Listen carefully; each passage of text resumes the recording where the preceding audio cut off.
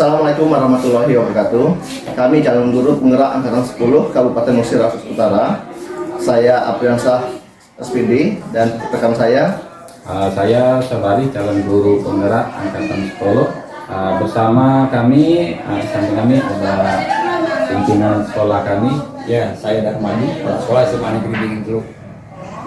Ya, sebentar lagi kami akan melaksanakan wawancara untuk memenuhi tugas demonstrasi konseptual modul 3.1. Dan langsung saja ke Bapak, kabarnya Pak? Alhamdulillah sehat. Ya Pak, jadi mohon izin Pak, kami melaksanakan wawancara ini terkait dengan keputusan yang diambil Bapak yang mengandung nilai kebajikan Pak. Iya. Nah, bisa Pak ya? Bisa. Ya, ini Pak ya, ada beberapa pertanyaan yang kami ajukan dengan Bapak terkait dengan keputusan yang selama ini Bapak ambil. Untuk yang pertama Pak, selama ini bagaimana Bapak dapat mengidentifikasi kasus-kasus yang merupakan dilema etika atau bujukan moral? Kasus-kasus yang merupakan dilema etika dan bujukan moral ini bisa diidentifikasi dari apakah sesuatu permasalahan atau kasus itu sama-sama baik, sama-sama mengandung nilai kebajikan. Apabila kasus itu sama-sama mengandung nilai kebajikan, sama-sama baik, itu disebut dengan dilema etika. Nah, sedangkan bujukan moral biasanya permasalahan kasus itu memang berlawanan arah. Satu baik, satunya dianggap memang salah. Ya. Jadi selama ini Pak mungkin Bapak sering Pak ya menemukan bujukan moral, Banyak sekali. Oh iya ya. Nah Pak, untuk hal-hal tersebut Pak, bagaimana Bapak menjalankan pengambilan keputusan Pak selama ini terkait dengan dilema etika Pak ya, terkait dengan permasalahan yang benar lawan benar? Iya. Kalau kasus-kasusnya kecil, biasanya kasus-kasus yang ringan, itu biasanya langsung saya ambil keputusan secara pribadi, ya, dengan mempertimbangkan situasi dan kondisi pada saat itu. Nah, kemudian apabila kasus itu merupakan kasus yang sedikit agak berat, sedikit agak besar, tentu saja saya mohon bantuan kepada rekan-rekan sejawat. Ini ada wakil kepala sekolah, kemudian guru-guru yang menangani hal itu, kemudian saya ajak bermusyawarah untuk mengambil sebuah kebijakan atau keputusan. Oh, iya Pak. Jadi Bapak tadi mengambil sebuah kebijakan dengan melibatkan semua pihak sekolah Pak ya. Ya. Ini langkah-langkah atau prosedur seperti apa yang biasa Bapak lakukan selama ini Pak? Ya, tadi saya katakan bahwa saya memanggil wakil kepala sekolah, Ya. kemudian guru-guru yang berhubungan dengan hal tersebut, katakanlah misalnya guru piket, guru mata pelajaran dan sebagainya. Lalu keputusan ini kita adakan musyawarah. Nah, yang kita adakan musyawarah dulu, saya ingin mempertimbangkan sesuatu hal atau kasus itu dengan melibatkan teman-teman. Jadi kita ambil dulu kebijakan secara bersama dengan mempertimbangkan baik dan benarnya. Itu mempertimbangkan baik dan benarnya. Lalu kebijakan itu merupakan kebijakan sekolah, bukan kebijakan saya secara pribadi, bukan juga kebijakan guru atau wakil kepala sekolah, tapi itu adalah kebijakan sekolah yang kita ambil. Ya, jadi intinya kami keputusan lebih menitik beratkan ke kepentingan sekolah atau siswa Pak ya, Iya. bukan ke pribadi. Bukan pribadi, ya. Oke Pak, terkait dengan pengambilan keputusan dilema etika Pak. Nah, hal-hal efektif apa saja Pak yang sudah dijalankan terkait dengan pengambilan keputusan tersebut? Ya, yang pernah kita ambil sebuah kebijakan itu kasus siswa. Ya, kebanyakan di sekolah ini kasus siswa dan kasus guru, karena itu yang sering kita temukan setiap hari.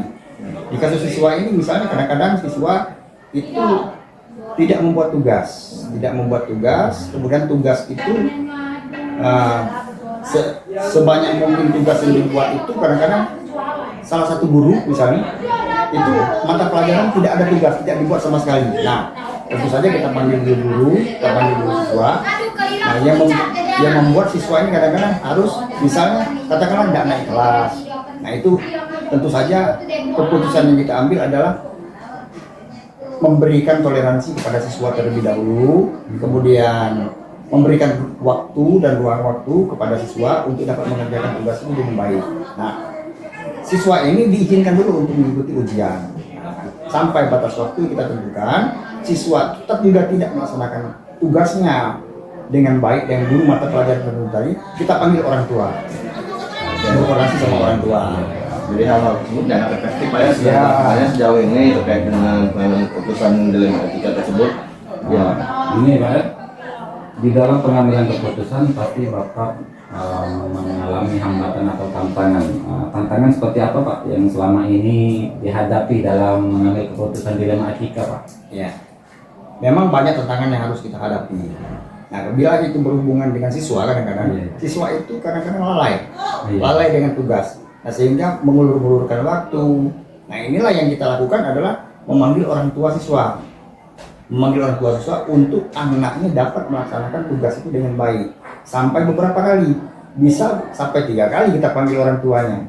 Untuk anak itu bisa efektif melaksanakan tugasnya dengan baik. Itu yang berhubungan dengan siswa biasanya.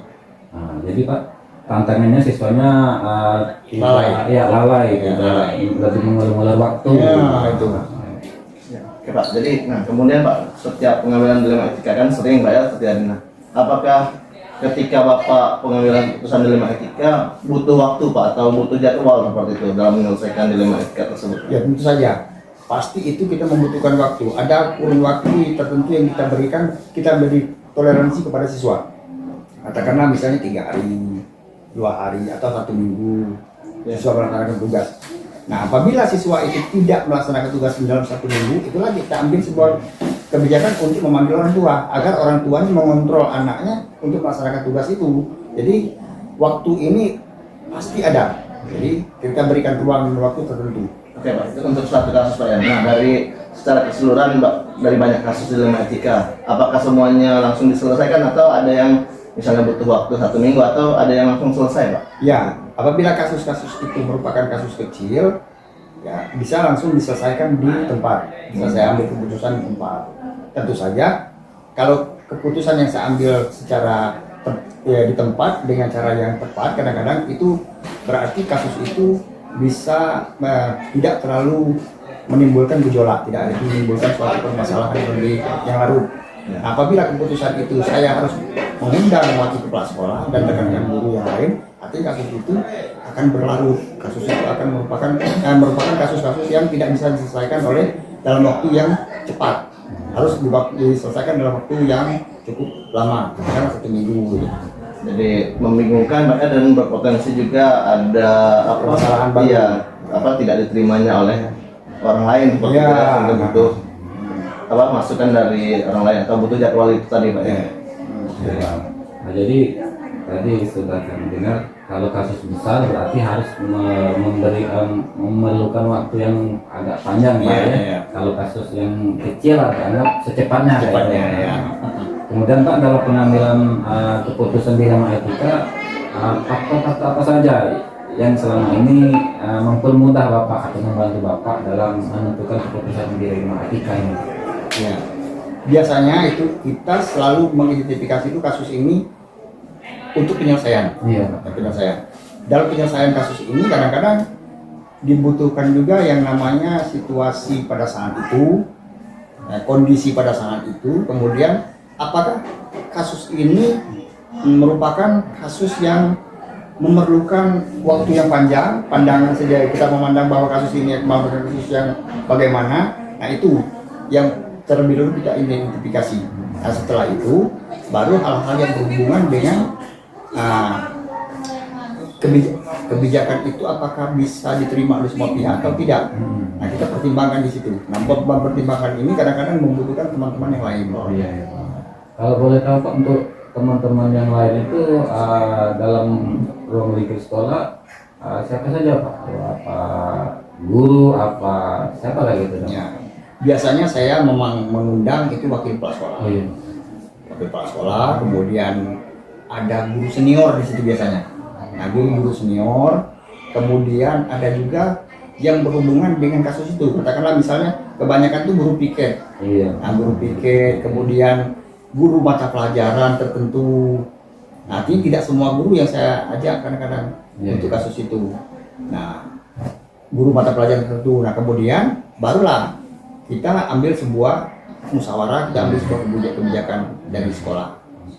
Nah, kemudian Pak, dari sebanyak dilema etika yang sudah Bapak selesaikan Pak ya, atau ambil keputusan, adakah pengalaman-pengalaman yang Bapak bisa simpulkan Pak dari pengambilan dilema etika tersebut Pak? Ya, sejauh ini pengalaman yang saya ambil untuk dilema etika ini ialah kita harus berhati-hati dalam mengurus kebijakan. Bisa saja kebijakan itu menimbulkan gejolak yang baru, permasalahan yang baru.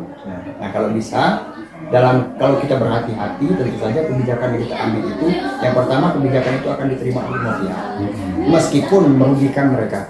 Itu. Kemudian biasanya kalau kita berhati-hati dalam mengambil sebuah kebijakan, itu tidak menimbulkan hal-hal kasus-kasus permasalahan yang baru. Nah itu. Misalnya pada saat si siswa berkelahi. Nah, antara si A dan si B yang berkelahi ini, kita ambil sebuah kebijakan yang betul-betul adil. Nah, antara keduanya ini tidak akan lagi terjadi hal-hal yang seperti itu berkali-kali. Kemudian tidak ada dendam di antara mereka, dengan baik dengan si A maupun dengan pihak sekolah. Jadi kalau bisa disimpulkan Pak ya, mungkin Bapak dalam mengambil keputusan sering mengajak diskusi kedua belah pihak Pak ya, sehingga ditemukan solusi terbaik seperti itu. Kemudian Bapak juga dalam mengambil keputusan berhati-hati ya, hati-hati demi untuk kepentingan bersama atau kebaikan bersama Pak ya, dan menilai kebajikan sebagai pemimpin Pak ya. Itu saja Pak pertanyaan atau wawancara kami dengan Bapak. Sebelumnya kami terima kasih Pak ya. Ya, terima kasih Pak. Mudah-mudahan calon guru penggerak berikutnya. Iya. Amin. Terima kasih Pak. Oke, itu saja wawancara kami bersama Bapak Darmabi selaku Kepala Sekolah Negeri Teluk. Kami ucapkan wabillahi taufiq wal hidayah. Wassalamualaikum warahmatullahi wabarakatuh. Bergerak bersama guru penggerak, menebar manfaat bagi pendidikan merdeka. Lekas bergerak dalam pendidikan penggerak, ciptakan generasi unggul penopang bangsa. Mari bergerak, lekas bergerak, dan selalu menggerakkan. Assalamualaikum warahmatullahi wabarakatuh. Kami calon guru penggerak angkatan 10 Kabupaten Musirawas Utara. Saya Apriansah dan bersama rekan saya Sobari, calon guru penggerak dari Kabupaten Musirawas Utara. Bersama kami Ibu Erli Suryani, Kepala Sekolah SD 7 Gunung Teluk, Kecamatan Rosil. Ya, Bu. Terima kasih Bu telah memberikan waktunya Bu untuk kesempatan wawancara ini Bu. Jadi wawancara ini dilaksanakan untuk memenuhi tugas kami Bu ya, selaku untuk modul 3.1 terkait dengan kebijakan sekolah yang mengandung unsur nilai-nilai kebajikan Bu. Nah, kami ada beberapa pertanyaan Bu, mungkin bisa kami tanyakan Bu ya terkait kebijakan Ibu di sekolah ini. Insya Allah, bisa bantu. Ya, yang pertama Bu, ini Bu berkaitan dengan identifikasi kasus-kasus dalam Ibu menentukan kebijakan. Bagaimana cara Ibu dapat mengidentifikasi kasus-kasus dilema etika atau bujukan moral yang selama Ibu pimpin selama ini? Artinya identifikasi ya. Ya, identifikasi, bagaimana Ibu cara mengidentifikasi, menemukannya. Lainnya Bu bagaimana? Kami biasanya mengumpulkan data dulu. Terus kumpul data kan, baru setelah itu kami kumpulkan dari orang tuanya, dari murid, dari wali muridnya, setelah dapat dari lingkungan, baru kami bisa mengidentifikasikannya. Ya Bu, jadi mengumpulkan data dari kamu. Biasanya kan dalam pengambil keputusan ini ada yang namanya benar lawan benar Bu ya, seperti itu dan yang disebut dilema etika, dan juga ada yang benar lawan salah Bu. Jadi walaupun kita anggapnya benar tetapi salah saya itu kan, misalnya guru izin kan itu menyalahi aturan. Nah, bagaimana Bu Ibu mengenali kayak itu? Oh ini benar benar seperti ya. Sebenarnya ini salah, tapi harus dibenarkan ya, mengingat itu ya harus dipertimbangkan. Kalaupun salah, tapi memang itu kepentingannya, ya terpaksa kita ambil juga keputusan walaupun itu memang belum masalah, harus juga kita putuskan, diambil juga keputusannya. Jadi seperti itu ya. Nah Bu, jadi kalau selama ini Bu, bagaimana Bu menjalankan keputusan itu Bu? Kayak dengan keputusan yang benar lawan benar ya, dilema etika seperti itu Bu. Untuk ngambilnya Iya. kami biasanya musyawarahkan Pak. Kalau sudah dimusyawarahkan mana yang terbaik, kalau sudah suara terbanyak itulah yang kami ambil. Jadi dimusyawarahkan dulu Bu ya, kemudian suara terbanyak sehingga didapatkan keputusan bersama seperti itu. Sama baru kami ambil. Kemudian Bu, kalau tadi kan dalam menjalankan pengambilan keputusan dengan musyawarah Bu ya. Untuk langkah-langkah dalam atau prosedur biasanya Ibu melakukannya selama ini bagaimana Bu? Langkah-langkah atau prosedurnya? Langkah-langkahnya Iya. kan itu dulu, saya lihat dulu situasinya kan, saya kenali dulu apa itu tadi. Setelah saya dapatkan dari saya selidiki dulu, nah kan baru keputusan tadi mana. Ya, kita lah dapat datanya yang terbanyak, berarti bisa kita memutuskannya nanti, misalnya walaupun kategorinya tidak bagus, tapi kalau kita sudah mempertimbangkannya banyak data lah dapat kita bagus, tetap kita pilih yang keputusan kita tadi. Gurunya nurutkan keputusan kita aja. Ya, jadi tetap Ibu sebagai Iya. penentu keputusan Bu ya, tetapi mempertimbangkan, tetap Ya, mempertimbangkan. setelah data-data kita dapatkan baru. Ya Bu, dari sebanyak yang kasus-kasus seperti itu Bu ya yang Ibu temuin, nah, hal-hal yang dianggap efektif Bu, ya efektifnya apa Bu seperti itu ya? Yang pentingnya musyawarah itu Bang. Musyawarah Bu ya. Jadi kita tidak salah lagi gini kan, kalau lah putusan bersama itu kan mungkin itu yang terbaik. Ada kayak yang lain? Tidak ada lagi. Selain dari musyawarah, ada lagi Bu dalam pengambilan keputusan dan efektif selain musyawarah apalagi Bu? Oh, yang selain dari musyawarah Iya, ya, Pak. oh, bisa mungkin dengan pertimbangan diri sendiri Pak. Kalau memang yang terbaik ya, Oh, iya. mana yang terbaik ini bisa. Kadang-kadang tidak ke musyawarah. Ya, jadi ada itu Bu ya, kadang Ya. Sesuai keputusan kendasi, musyawarah ya. kadang dari kitanya Bu ya langsung mengambil Kita keputusan ngambil keputusan sendiri. spontan gitu ya. Nah kemudian Bu, mungkin selain hal efektif ya, nah mungkin Ibu pernah juga menemui hambatan atau tantangan Bu. Adakah Bu seperti itu? Bisa diceritakan? Tantangan dalam Iya, ketika menemui masalah yang benar lawan benar tadi Bu ya, nah apakah ada tantangan Bu ketika Ya, mau ada, mengambil Pak. keputusan? ada Itu tantangannya Bu dalam bentuk apa Bu? Apa faktor dari sekolah atau dari kadang lingkungan faktor sekolah? dari sekolah, pernah juga dari gurunya yang keras jadinya Iya. tidak mau yang ini tadi gitu, kadang tuh dari wali murid. Wali murid, ya. Jadi banyak Bu ya Banyak. faktor kok itunya. Jadi dari wali murid bisa, dari Bisa, dari guru. guru bisa. Ya. Mungkin seperti itu ya. Jadi selain efektif juga ada tantangan. Banyak tantangannya Pak. Nah, kemudian ini Bu, untuk yang pertanyaan selanjutnya, dalam pengambilan keputusan Ibu pasti memiliki sebuah tata cara atau jadwal tertentu Bu ya, dalam penyelesaian kasus dilema etika. Apakah Ibu langsung menyelesaikan di tempat atau memiliki jadwal dalam menyelesaikannya Bu? Kadang-kadang melihat keadaan Pak ya.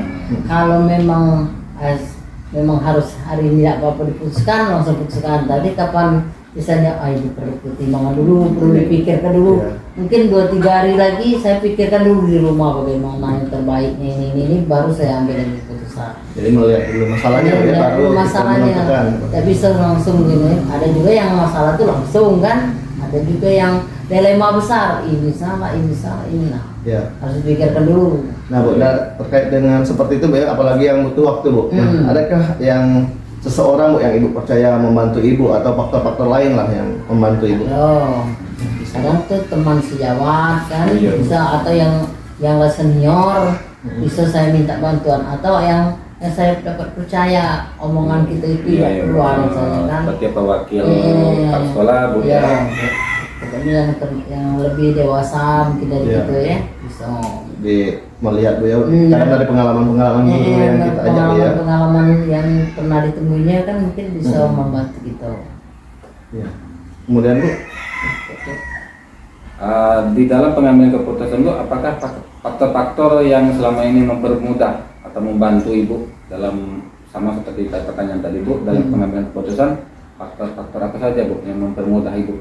Mengambil keputusan. Iya, mengambil keputusan dilema etika tersebut Bu. Yang pertama kita lihat dulu keputusan dari teman-teman kan, karena untuk memudahnya kan, itu saya lihat juga data-data tadi ya, setelah mana baik mana yang tidak baik, nah baru senang mengambil keputusan.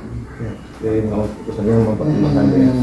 Nah, selainnya Bu kan Ibu sudah lama Bu ya jadi kepala sekolah, sudah berapa tahun Bu?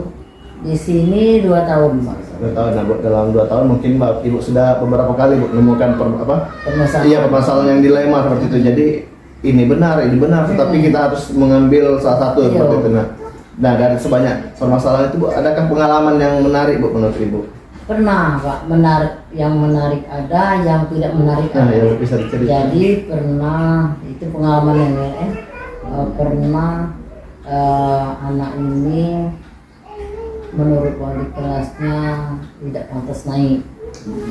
Jadi keras tidak naik. Jadi saya putuskanlah tidak naik Pak. Karena guru kelas, wali kelasnya, guru bidang studinya semua tidak naik ya. Jadi saya putuskanlah ya sudah tidak naik. Nah, yang saya kesal akhirnya anak ini Pak tidak sekolah lagi karena keputusan yang tidak jadi dia tidak lagi sekolah. Akhirnya saya Pak sama sekali tidak pernah SD. Ya, itu yang kurang menyenangkan Bu, Yang kurang ya. menyenangkan. Nah, ada juga yang membahagiakan Pak setelah ini ada pokoknya Pak ini tidak sesuai naik Bu, ini tidak sesuai naik. Nah, saya lihat dulu datanya, nah ini rajin, saya tes juga macamnya sudah bisa juga diedit ya.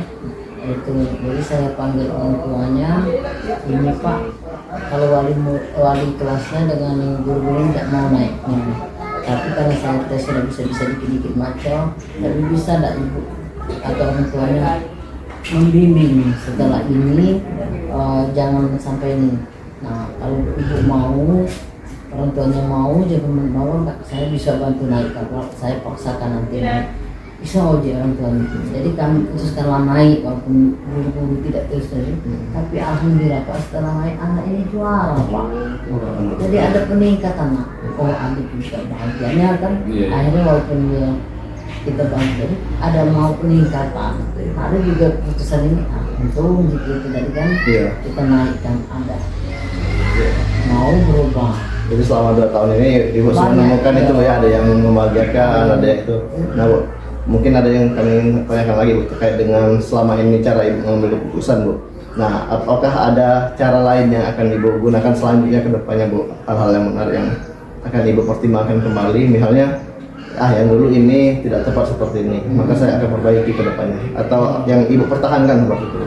Nanti saya akan, kalau yang akan datang, kalau mengambil keputusan Pak, saya mau lengkap dulu datanya, baik dari orang tuanya, saya mau lihat dulu dari muridnya, saya buat dulu semua lengkap dari wali kelasnya ya. Setelah itu baru saya pikirkan matang-matang dulu, baru mengambil keputusan.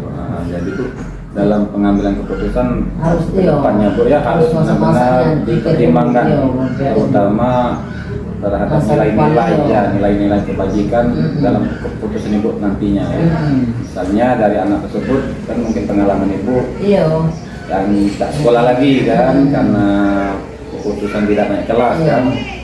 Ada sisi lagi ada yang naik kelas, namun ada perubahan di baca kan.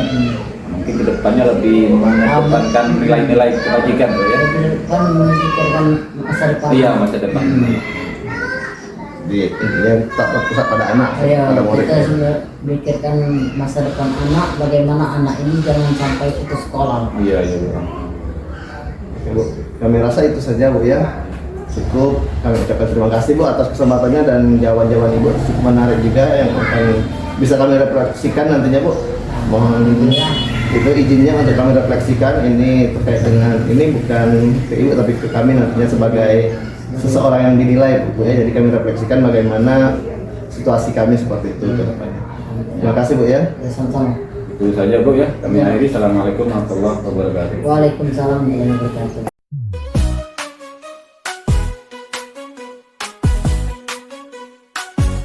Mari bergerak bersama guru penggerak, menebar manfaat bagi pendidikan merdeka, lekas bergerak dalam pendidikan penggerak, ciptakan generasi unggul penopang bangsa. Mari